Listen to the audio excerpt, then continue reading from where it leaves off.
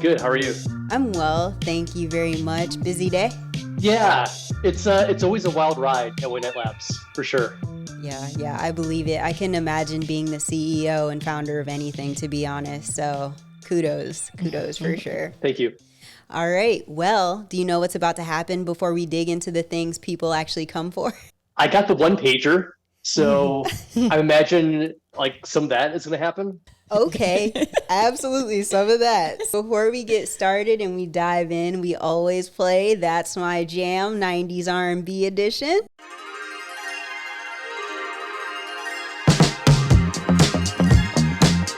So, how deep is your 90s R&B bag? I mean, I used to listen to TLC.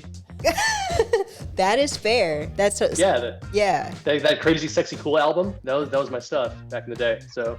Oh man, he missed the last. Yeah, he missed the last one when we had TLC. Okay, well, we're gonna see how deep it goes. Are you ready? Yeah, let's do it. All right, song number 1, Anthony.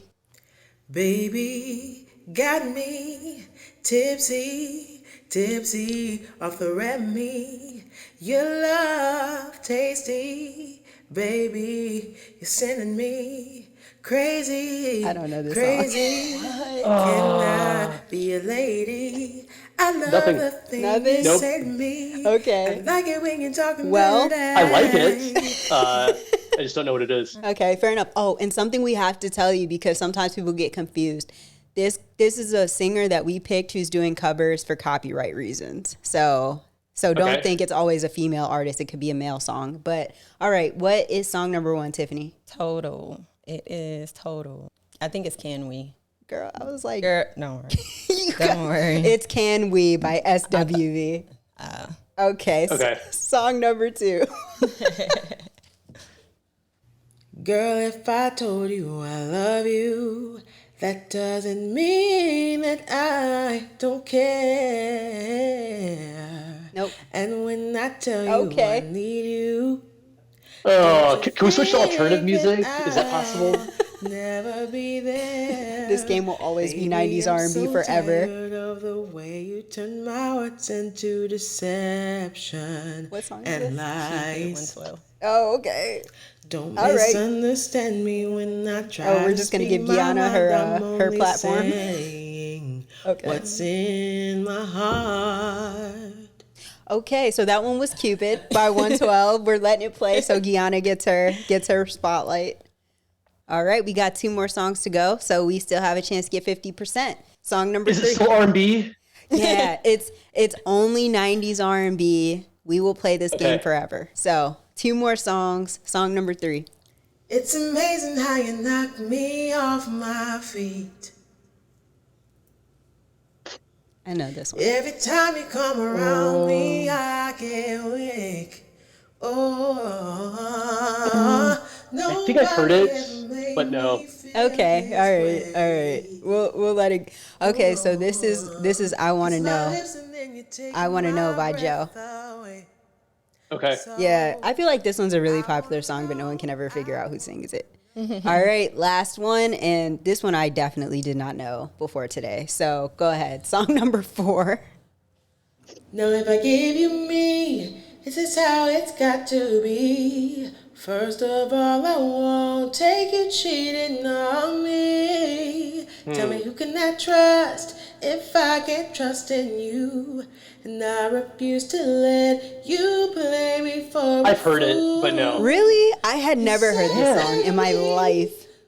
We can't do like Whitney Houston or Mariah Carey or something. Like, you know what, to be fair, Guianna does have a habit of picking like some deep cuts. So I mean, it's gonna be what it's gonna be. But it's If You Had My Love by J-Lo. So all right. So I mean, 0 out of 4, it's fine. That seems to be the trend over the last 3 interviews. Okay. Yeah, so right on board. I'm with the majority. Yeah. So it's all good. Okay, so let's go ahead and jump into the reason that people are actually here. If it's your first time, welcome. If you already know the vibes, welcome back. I am Jordan, aka Jay, aka the Chosen One, aka Big Stepper, and I am here with my co-host. I'm Tiffany B. We're excited that you're here with us. Our listeners are here to join us for another episode of the Stats on Stats podcast, where we get to talk to leaders, cyber, technology, IT, AT, you name it, spaces. Speaking of those leaders, we have someone here with us today. We're going to let him introduce himself, tell you who he is, where he's from, where he is currently, how long he's been in his role, and what it is he does. Okay, this might take a hot minute. My name is Greg Hatcher. I'm one of the founders of White Knight Labs. My business partner, John Steigerwalt, he is the other owner. So I reside in Grand Rapids, Michigan, and he's in Guys Mills, Pennsylvania, which is about 2 hours north of Pittsburgh. So what is White Knight Labs? White Knight Labs is basically an amalgamation of a bunch of different TTPs and methodologies that John and I have learned over the years working at various boutique offensive cybersecurity consultancies. So to figure out how we got here, we need to figure out like where we've been. So my background, I was a Green Beret in 5th Special Forces Group from 2010 through 2017, 4 combat deployments in the Middle East. But I wasn't just a door kicker. I was my MOS was 18 Echo. 18 is the Special Forces designator in the Army, and then Echo means communication. So if it turned on, I was in charge of it. So VoIP phones, routers, switches, all the laptops, setting up nipper, sipper, high side, all the cryptography, that was my jam. And then when I was getting out in 2017, I just wanted to dig a lot deeper into tech, not just figure out how to make things work, but like why they work underneath the hood. So I went right to offensive cyber. I met John in 2018 when we both started at VDA Labs, which is another boutique offensive cyber shop, actually right here in Grand Rapids. And we worked on a bunch of really cool projects while at VDA. We did some consulting with Microsoft around improving kernel security for the Windows 10 operating system.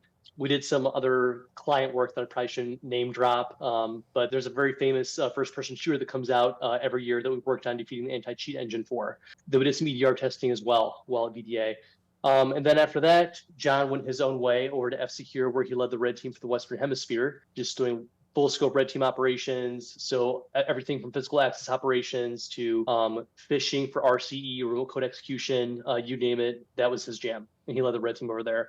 And I went over to CISA, which is the cyber arm of the Department of Homeland Security. And I led a small red team there that traveled around attacking various government municipalities. So we would attack them. Then when the deliverable was, hey, these are your misconfigurations. This is how we exploited them. This is how you get better. So that's actually a free service that CISA offers government municipalities because, you know, maybe they can't afford like a $50,000 engagement with Mandiant or something. So, but last time I checked, the wait list was quite long, like a year and a half, because it's free. Like, why wouldn't there be a huge wait list, right? So that almost brings us to present day. So we've got about 30 engineers now. We recently hired Ronak Parmar and Shrag Savla, so they lead our offensive Azure team. And they're standing up an offensive Azure operations and tactics course. They're teaching it at VulCon here in June. So I'll be flying over to Bengaluru, India, and supporting them for VulCon. And that'll be the first run of it. More of a 25-meter target next week. We have a lot of the team going down to Hack SpaceCon in Florida, where we're going to be teaching offensive development and advanced red team operations. So Dylan Tran and I will be teaching the OD course, and then John Steigerwalt and Ryan O'Donnell will be teaching the ARTO course. So they're very different courses. The OD course is more focused on like loader development and how to write malware, very software development heavy, as opposed to advanced red team operations, which is focused on setting up secure C2 infrastructure in the cloud. So probably more than you wanted, but is there? But that's where we're at right now. That's actually perfect that you mentioned all of the Azure CTF, because that was actually going to be one of our first questions. So that actually worked out perfectly. But go ahead, Tiff. Well, you started kind of talking about some of the training stuff that you're doing. And if you want to tell us more about the other two trainings, I think it's offensive development and advanced red team operations.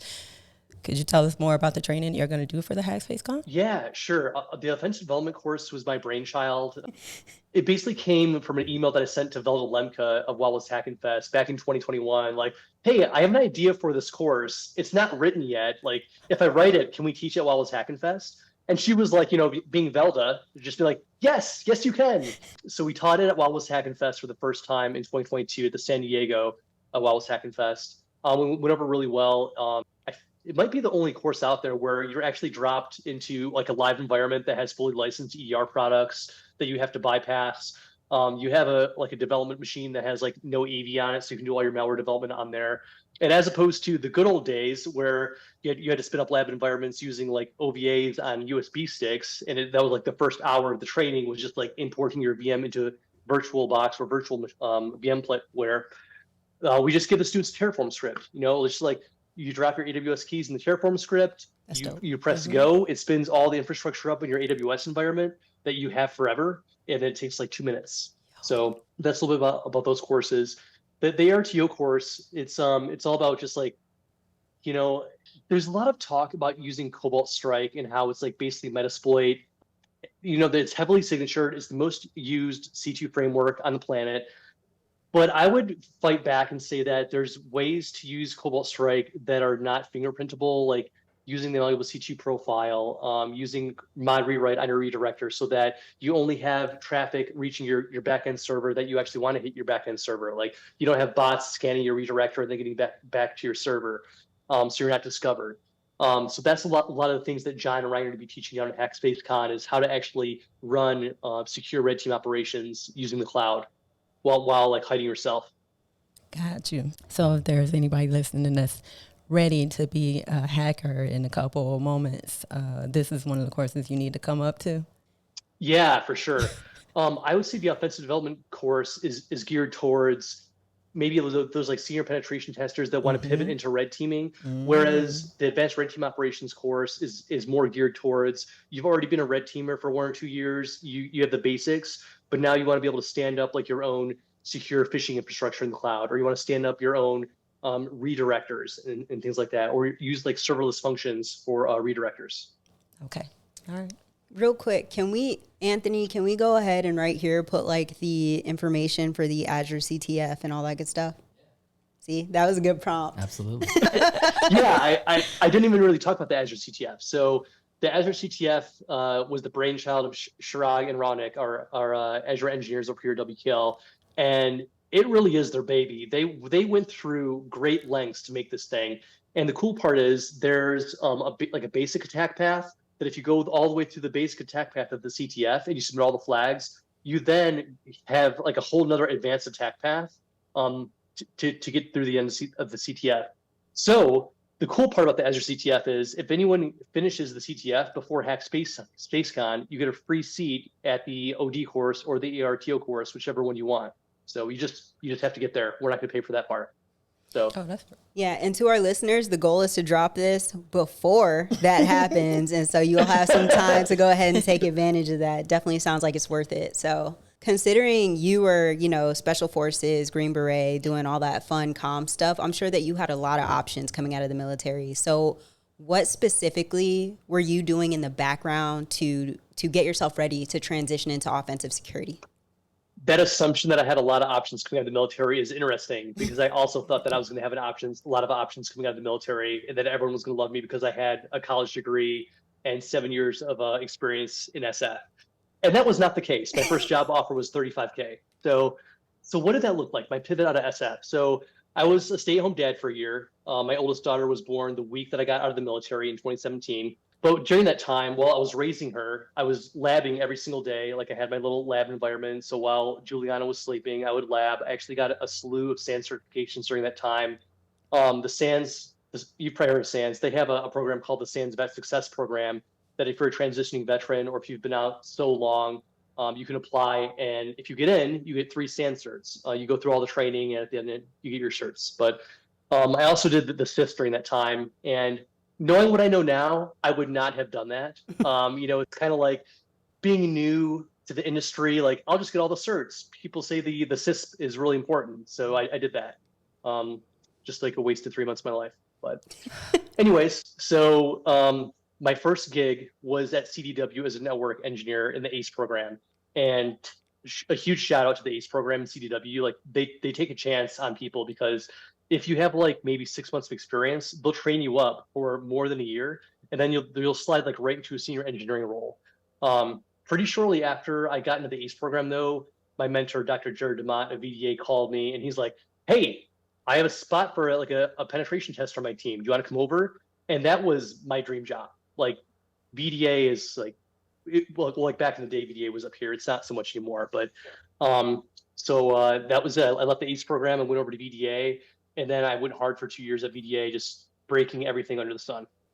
Have you mentioned that you are a stay-at-home dad, and we haven't had kind of this discussion on our podcast, but have you ever, after that first role, because it sounds like you had networking to help you in that first role, but for any of your other roles, were there any times where that gap in work experience kind of caused you any issues? And if so, like, how did you overcome like any of those blockers to work?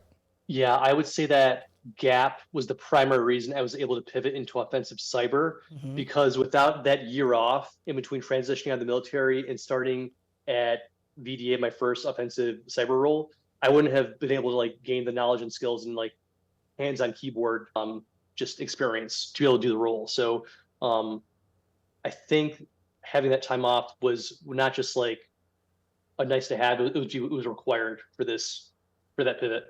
I do want to say something. I'm actually really glad that you mentioned like coming out of the military, you thought like, just like you thought, and I'm sure other people who weren't in the military or even are right now, they're like, oh, I'm going to have all these options. I actually had a very similar experience to you. I had like a degree, I had certifications, I had 7 years of experience, and I got out and my first job was help desk and I made $60K, and I was like, well, how am I supposed to live? So I'm really glad that you mentioned that. You made $60K. That was not my first offer, okay? I don't want to hear it. I wasn't going to say nothing, but I was like, we got it at the same time. How did you survive? But nah, like it's rough out here. So I'm really glad that you mentioned that, because right now, I mean, you're honestly, even to us, you're wildly successful. Like we're just like, dang, you're here. So you had a really, really interesting journey. Yeah, it's making a lot of mistakes and kind of just like, like everyone's in their own forest and they're just like hacking their way through trying to get to this destination. Just being very gritty. Like being an 18 Echo in Special Forces, if you're in the middle of Syria trying to figure out how a piece of tech works, no one's coming to save you, right? Like maybe I can go on YouTube or something on one of the Nipper laptops and try to find something, but there's probably going to be no information out there if like if the tech I'm working on is secret or like high side.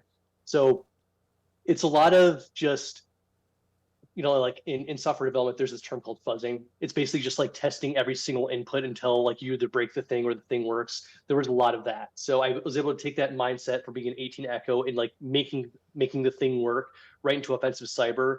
So like just having a very gritty and persistent mindset, being able to focus for long periods of time on a certain task and go after that outcome. Yeah. Right on.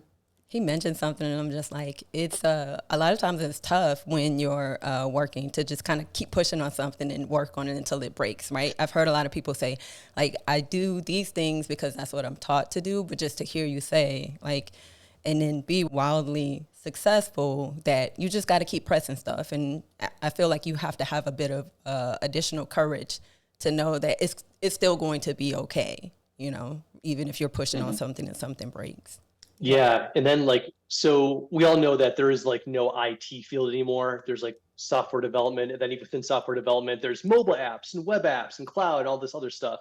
But specifically within red teaming, it's like something that we don't talk about enough is that red teaming is extremely painful because you fail most of the time. And then, maybe like 15 hours into development, your loader finally works. You're able to bypass CrowdStrike or SentinelOne or something. But everything up until that point, you learned what didn't work, which is like super invaluable. But at the same time, being malware developers, we don't really care about like how clean our code is, whether it's readable. That's a nice part of it too. Okay, I have a question. Knowing what you know now, if someone were to approach you and ask, they're just like, hey, what do I need to do to get like you? What sort of advice would you give them? And they don't know anything? They don't know anything. Like, what would your roadmap look like for someone like that? I would recommend dabbling in everything for maybe a month. But after that month, you have to pick your thing. Like a great roadmap how to be unsuccessful in this industry is what I call the engineer that can peanut butter. Like they do a little bit of mobile testing, they do a little bit of blue teaming, they do like a little bit of like IoT or embedded work, but they're not really good at anything. Mm-hmm. There's so much tech nowadays, you have to pick your thing. So maybe like 5 years ago, there was a job called cloud security engineer.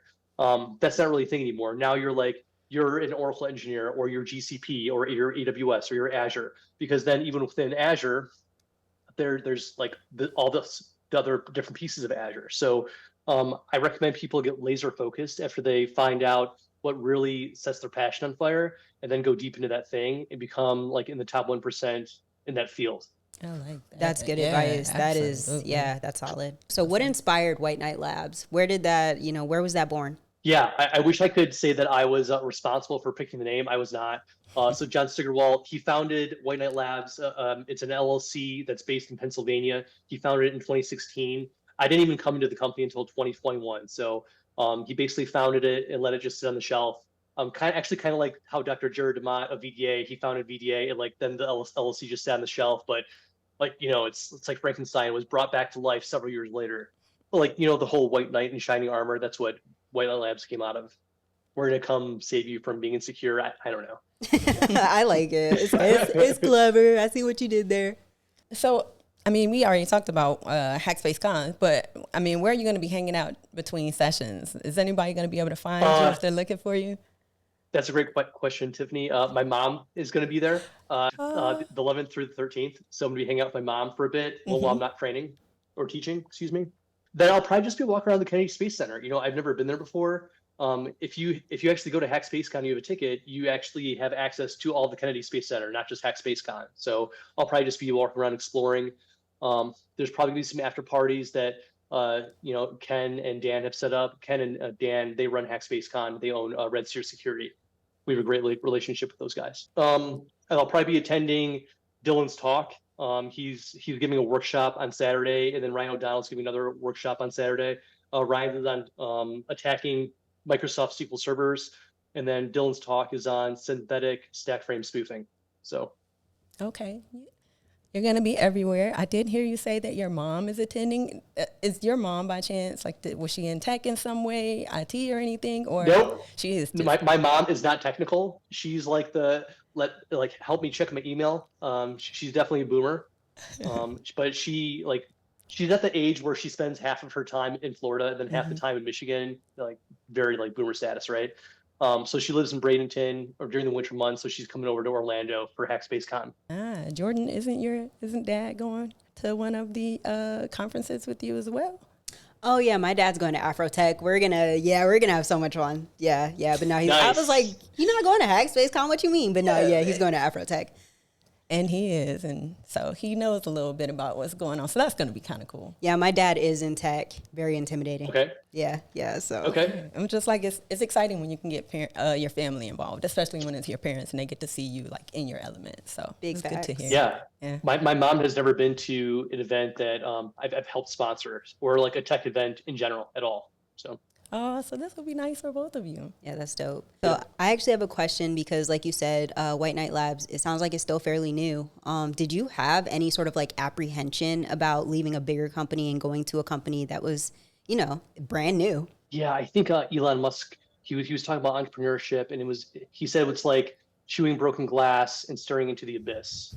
So any time like you leave a large company where you're working a W-2 job and your paycheck is guaranteed and you have health insurance, right? Like I have a mortgage, I have kids, I have a wife, I have to provide for my family. It's not just me like living in an apartment. So I definitely had apprehension. Yes. Now that the company is more successful and we have like steady, just like cold inbound leads coming to us, like basically stuff that we don't have to go find, work that we don't have to go find. It's a breath of fresh air for sure.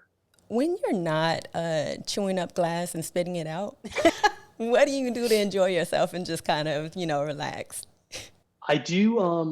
I actually just got a running coach because I've been like an amateur runner for a long time. I do like 3 to 4 ultras a year, typically 50K or to 50 milers. And I was like, maybe I should take this a little bit more seriously and actually become better at this craft that I'm like honing. So I hired a running coach. A lot of that.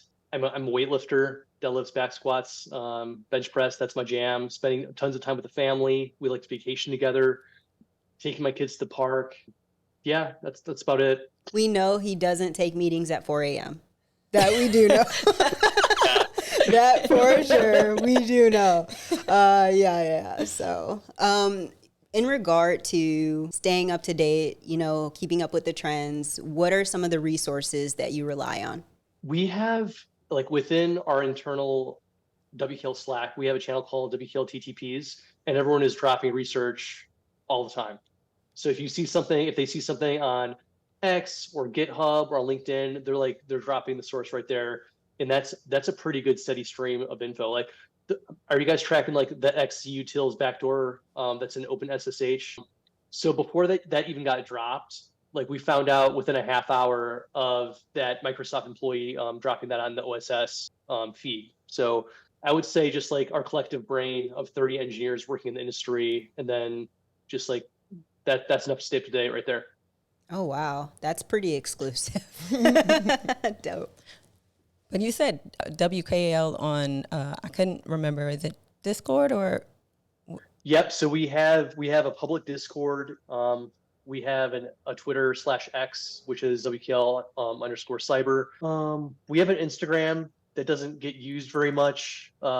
Maybe don't look for us on Instagram. Well, I'm glad you're mentioning all of those things, because at some point I was going to ask you, are you willing to share your social so that our listeners, our viewers could reach out to you, or I guess your team? So I guess what I want to know next is what's next for you, whether it's for you for today, tomorrow, 2 years from now, like, what do you see? Yeah, sure. Absolutely. So we have HackSpaceCon at the Kennedy Space Center in Florida. Mm-hmm. And then the following month, John and I are going up to Montreal, Canada, and we are teaching the offensive development course again at NorthSec. We're also sponsoring that event. So we have a relationship with Olivia Bilodeau, who runs NorthSec. And then in June, Shirag, Ronak, and myself, we're going over to Bengaluru, India for VulnCon, so they can teach their brand new offensive Azure operations and tactics course. And then we'll probably be at the Red Team Village later this year at DEF CON. That's like a really far away target that we're not quite sure what's going to happen yet. So we're sponsoring. We just don't know if we're going to have like an in-person presence. I just feel like conventions is your life right now. It's a lot. Yes. Yeah, we have a very busy 3 months for sure. We'll see you at DEF CON possibly if you decide to have a physical presence. Okay. All right. Yeah. So are you starting to notice, as a penetration tester, are you starting to notice any trends that you're seeing as you do these tests? Yeah, for sure. We definitely see a lot of trends in Azure. Pretty much everyone is using multi-factor authentication and conditional access policies now, which is good. Like, maybe if Microsoft would have taken their own advice, Midnight Blizzard wouldn't have gotten in. Zing!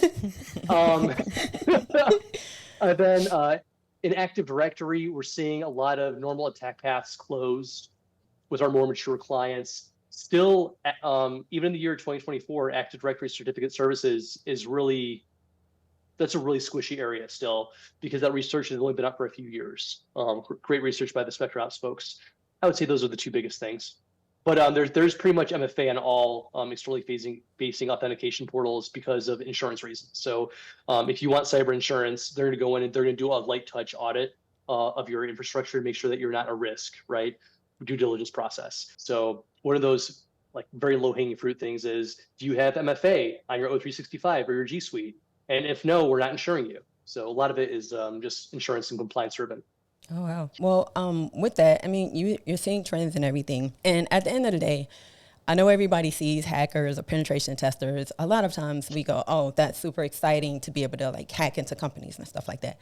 But I believe that added value is the fact that your goal as a penetration tester is to help the team to build up their defenses. So I guess for you, my question would be, after seeing those trends, looking at how things have changed, like, what additional knowledge would you give to a defensive team from what you've learned over your years? Yeah, so if you're a defender, you definitely still need to be paying attention to what the offense is doing. If not, you're going to be pretty irrelevant quickly. And also on the first piece that you mentioned, you made me recall a Zoom that we just had with a private equity firm in New York City.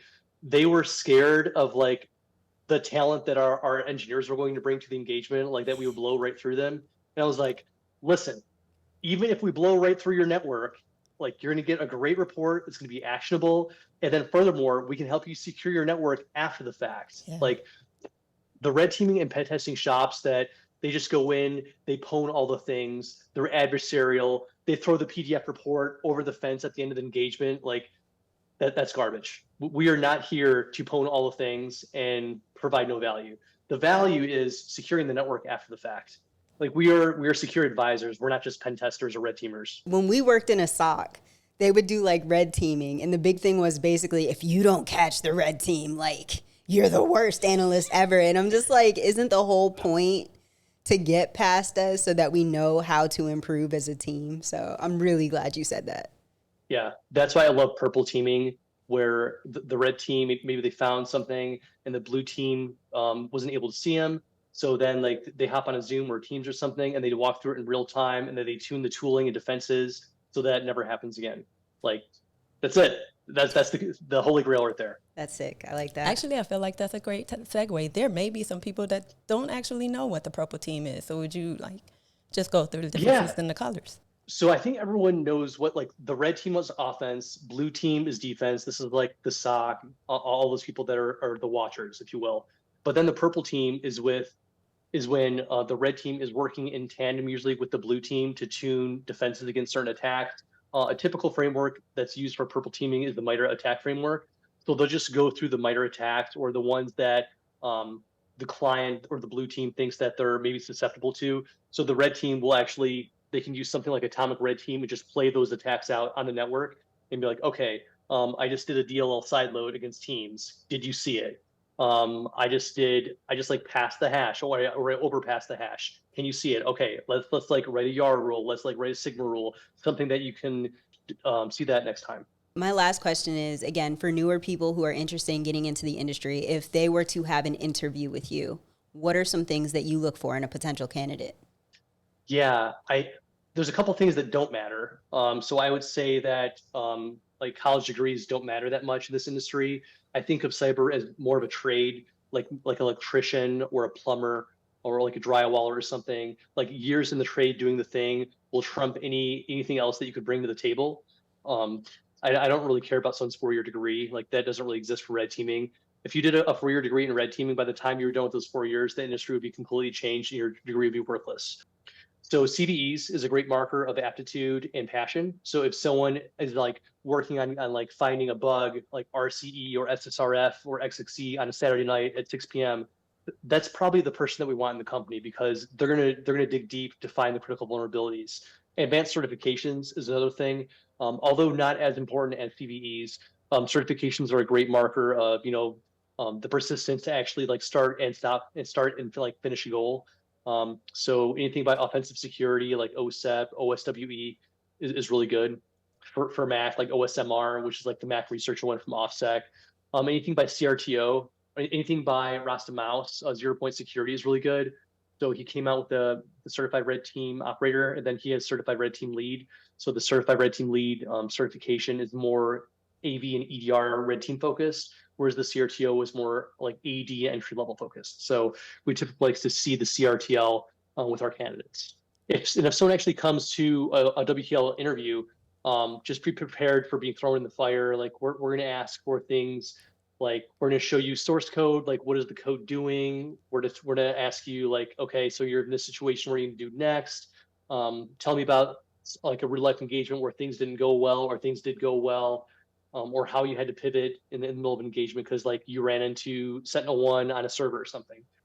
It's not going to be possible to BS your way through one of our interviews, unfortunately. I just wanted to say, again, this is one of those things where I appreciate you saying like, don't care about degrees, certs are, I mean, it's all about doing the thing because something Tiffany and I get asked still quite frequently is, what certs do I need to get? And it's like, just go do the thing. So I'm always really happy to hear when people say, just go do the thing. Like certs they're cool or whatever. They're a good way to get references, in my opinion. It's a good way to start to get inspired, but just go do the thing. That's what's gonna get you where you want to go. Yeah, or even having a blog. I think like John Strand a decade ago was on a podcast and he was talking about like, I don't care if your blog is like the least technical blog on the planet, but like write a blog on using Nmap. That shows that you're passionate and you want to do a deep dive into a subject. That goes a long way. Dropping some gems. Oh man, this is dope. Okay, Tiffany, you got it. Actually, do you have anything for us? I don't know a lot about your background. That'd be great to know. Yeah, I can start it off. So, yeah, I was in the military for 7 years as well. I spent most of that time at the White House Situation Room, which actually it was a little bit of like 25 series type stuff, a lot of like, I want to say some networking stuff, a lot of like help desk oriented stuff. Got out of the military, got a job doing help desk because I didn't have any cybersecurity experience, which is what I wanted to do. I had a bachelor's in cybersecurity, like all the certs, all the things. Did help desk for a while through networking, ended up doing cybersecurity analyst work.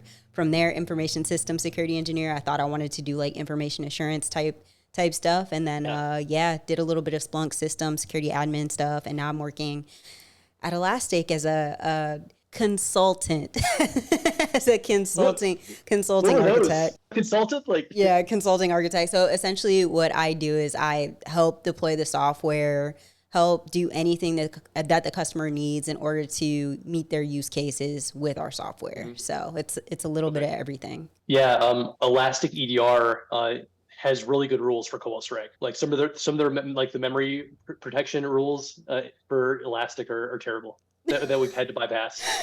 Yeah. Well, I will say even over the course of me working there, Elastic's just security effort in general has grown quite a bit. So I mean, it'll continue to get better. Nice. Tiffany? So graduated from high school, joined the Army. So I spent a good 20 years in there. Oh, is that how you guys met? Was the Army? Yeah, we were both actually supporting White House. That's how we met. Okay. Sorry, go ahead. Spent all of my time in the Army as an adult. But I got out here in Tampa and through networking, because Jordan was already working in the SOC, I started working at the SOC. I worked there for a couple of years, and then somebody reached out to me and was like, hey, are you interested in doing cloud engineering? I'm like, I don't think my resume says enough about me being able to do that, but yeah, I'm excited. Let me check it out. Yeah. So yeah, I reached back out, had a couple of interviews, and so now I work on the incident response team for Shipped. Okay. The incident response team at Shipped. Shipped is in like the grocery delivery service? Yes, Shipped as in the grocery delivery service. I mean, we use Shipped in my house. So I'm curious, like, give me an example of like an incident you would have to go after. An incident I would have to go after other than fraud. None of these views represent our companies at all. Oh my God. This is us speaking. Yeah, absolutely. No, this is super interesting. I mean, it's Shipped, so we're web facing. So there are people trying to use payment cards, people trying to, of course, denial of service against us, and then internally in terms of misconfigurations and or like, what else can I say? Right? You're putting out fires all day, essentially. Yeah, absolutely. Okay. Do you have a bug bounty program to ship? We do. Okay. Yeah, we do. I actually work with some of the team members that work on the program. So yeah, if you ever want to like give me those engineers that are like giving you the best bugs, I'd appreciate that. I'm just kidding. You can't do that. oh no. Yes, and so now we also do this podcast where we trick really good, awesome professionals into talking to us. So Oh man, that's the best part of our career thus far, I think. also right, and we started in December. So Okay. You're not going to Hack SpaceCon, are you? You mentioned that you're in Tampa. So yeah. Okay. Yeah, I'm going. Mm-hmm. And Tiffany's like, So yeah, I wanted to go, but this month is the end of my semester for the master's, and so I wasn't really sure I was going to be able to do all of it. cool beans. Yeah, I'll be there. So if you and your mom want to hang out, We probably will. yeah, right on. Okay, well, I mean, I think we're coming up on time. Anthony likes to charge us if we stay too long, and I'm going to keep saying that. I'm going to keep saying we need a sponsor to help us pay Anthony for his overage charges. But yeah, we can go ahead and wrap it up. But yes, Mr. Greg, thank you so much for joining us. Like, seriously, endless gratitude. We know you're a busy man, so thank you. Like, seriously, thank you. Yeah, this was fun, actually. It was a lot of fun. Awesome. The R&B thing took me by surprise. You said you read the one pager. I saw That's My Jam, 90s R&B edition. I was like, I'm not sure what that's about. And then I just like, that was it. Just kept going. Right on. All right. Well, to our listeners, our viewers, We are so glad that you're here with us for this episode. If you're interested in all of the resources and reaching out to Greg in the future, we're going to make sure we get all of those resources posted for you. Thank you again for your time. Is there anything you want to plug before we officially close out? HackSpaceCon, come on down. I'm not sure if someone's actually going to come to HackSpaceCon just because I say that, but I think we're bringing the training. We're bringing a lot of great workshops. Ken and Dan go out of their way so that even if you can't afford like $1,000 training, there's workshops all day Saturday, so you can still learn a ton of advanced topics. Awesome, that's dope. And insert Azure CTF information here again. Awesome. Okay. Well, yes. Thank you so much again, and to our listeners, right? Peace out. We love you. Keep listening to us, please.